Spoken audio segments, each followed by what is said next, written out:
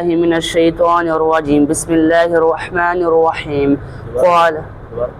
دوبارہ جی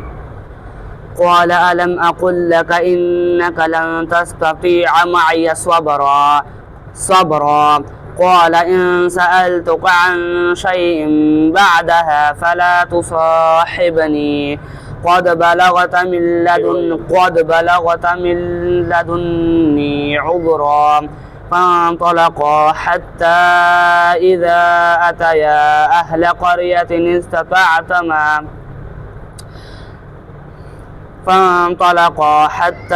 إذا أتيا أهل قرية استطعما أهلها فأبوا أن يضيفوهما فوجدا فيها جدارا يريد أن ينقض فأقامه قال لو شئت لاتخذت عليه أجرا قال هذا فراق بيني وبينك سأنبئك بتأويل ما لم تستطع عليه صبرا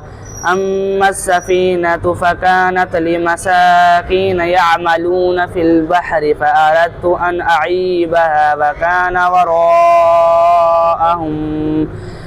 وراءهم ملك يأخذ كل سفينة غصبا وأما الغلام فكان أبواه مؤمنين فخشينا أن يرهقهما طغيانا وكفرا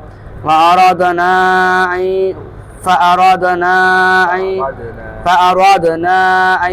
يبدلهما ربهما خيرا منه زكاة وأقرب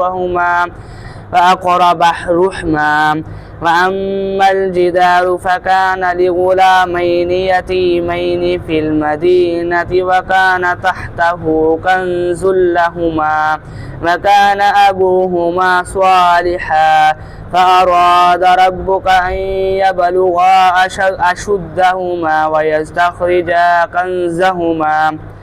رحمة من ربك وما فعلته عن أمري ذلك تأويل